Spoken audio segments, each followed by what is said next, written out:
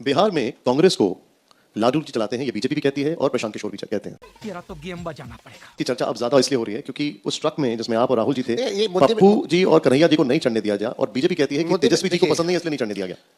अभी पता चल जाएगा। कभी भी एक शब्द भी किसी के बारे में हमने बोला तो आप बता दीजिए या हमको दिखा दीजिए। ये कौन कह रहा है कि हमको नापसंद है ये आदमी और ये पसंद है आदमी? ये तो आप ही लोग अपना सोच विचार करके कुछ टीआरपी के लिए चलाते रहते हैं। राहुल जी की अपना सिक्योरिटी का अपना प्रोटोकॉल है और सबको प्रोटोकॉल का पालन करना पड़ता है।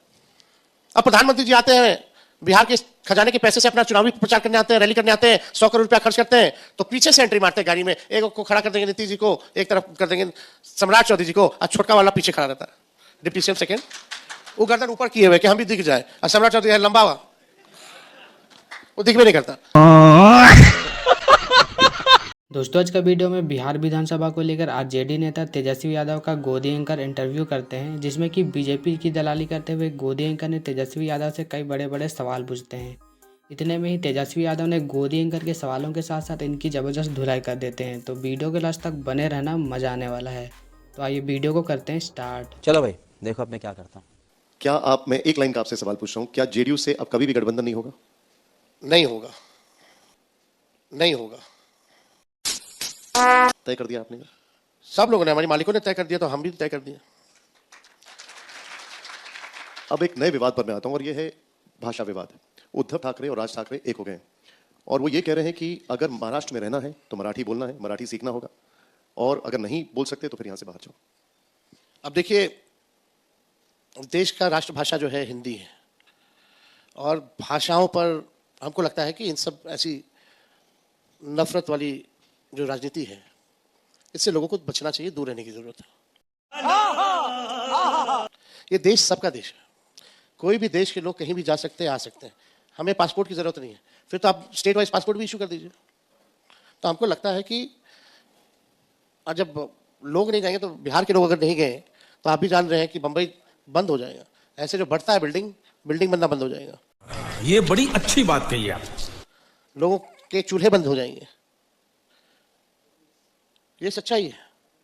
तो हमको लगता है कि पॉजिटिव पॉलिटिक्स करनी चाहिए, प्रोग्रेसिव पॉलिटिक्स करनी चाहिए, सबकी बात होनी चाहिए। राज ठाकरे अगर इंडिया गठबंधन में आना चाहेंगे तो आप साथ होंगे या खिलाफ में होंगे? हम तो बिहार का ही देख रहे हैं, बिहार में तो कोई पार्टी नहीं उनकी।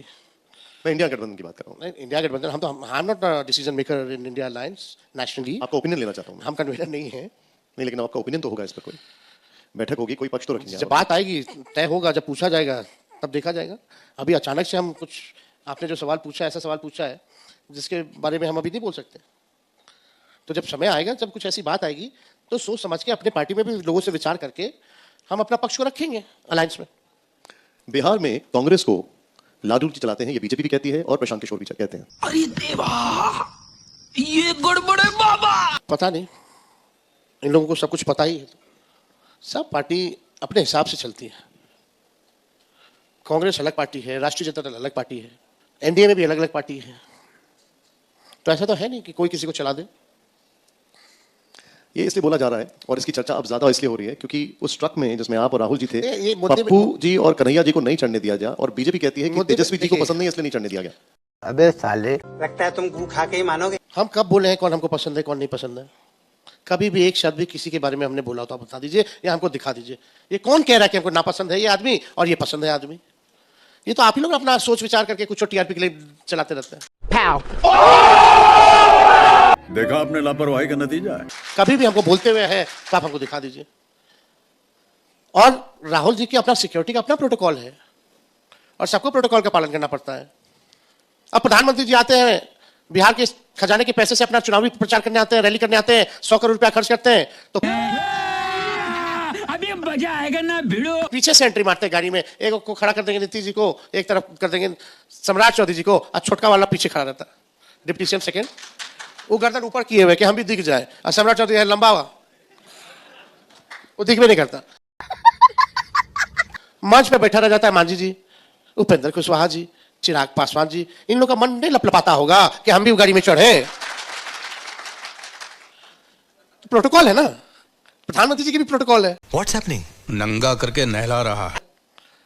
तो सिक्योरिटी आप देखिएगा, वो तो है ही सिक्योरिटी उनके पास, केंद्र सरकार ने दिए राहुल जी को, उसका अपना प्रोटोकॉल है। मतलब आप ये कह रहे हैं कि कन्हैया कुमार से आपको कोई परेशानी नहीं है? हमको किसी से क्या परेशानी होगी? पप्पू यादव से? क्यों होगी हमको किसी से परेशानी? हमको किसी से कोई परेशानी नहीं है। अच्छा, मेरा काम है गठबंधन को मजबूत करना और इस बार भाजपा की सत्ता को बेदखल करना, मात्र ये काम है। और जो बेहतर होगा इसके लिए वो हम करेंगे। राहुल गांधी से आप कितना रिलेट करते हैं? बताता हूँ। हमें रास्ता पता है कि कैसे हमको आगे बढ़ना है, उनको भी पता है। राहुल जी भी किसी से नहीं डरते, हम भी किसी से नहीं डरते।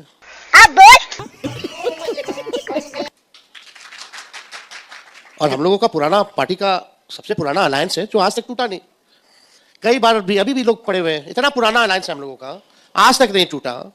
फिर भी लोग कोशिश करते रहते हैं कुछ ना कुछ, कांग्रेस आरजेडी, ये ड्राइविंग सीट पे बैठेंगे, वो ड्राइविंग सीट पे बैठेंगे। बिहार की जनता ड्राइविंग सीट पे बैठी हुई है। मैंने ये सवाल क्यों पूछा, उसके पीछे की एक वजह है।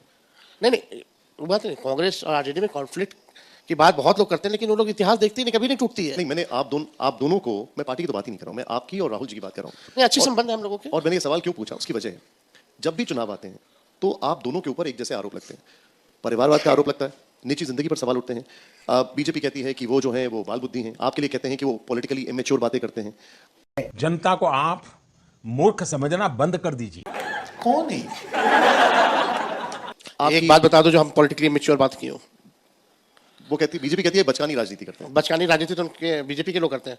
अभी शहीद जो हुए थे, पार्थिव शरीर उनका यहाँ, हम शाद में एयरपोर्ट गए थे उनके मान सम्मान में। यहाँ के एक डिप्टी सीएम बोलते हैं, अरे तेजस्वी अकेले चला गया, हमको तो बताया ही नहीं। यही नहीं, अभी और सुनिए।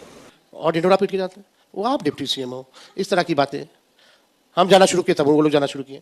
जिस अभी मुजफ्फरपुर में जो रेप पीड़िता बच्ची जो 11 साल की रेप हुआ था, पीएमसीएच 4 घंटे तक उसको बेड नहीं मिली, उसकी मौत हो गई। अब उप मुख्यमंत्री जी वहां पहुंचते हैं उनके घर संवेदना प्रकट करने, और वहां जाकर उन्हीं के परिवार के पिता से बोलते हैं, मां कसम खाओ कि बेड मिला था कि नहीं मिला था। कैसे कैसे लोग रहते हैं यार यहाँ पर। क्या है भाई, 11 साल की बच्ची जिसका रेप हुआ हो, 4 घंटे बेड ना मिला हो, इसमें क्या राजनीति करेगा? और आप उसे कसम खिलाने की बात कर रहे हो। ये बचकानी बातें तो नहीं, शर्मनाक बातें ये लोग करते हैं, भाजपा के लोग। मैं अब इस इंटरव्यू के तो ये सब न्यूज नहीं बन सकता है।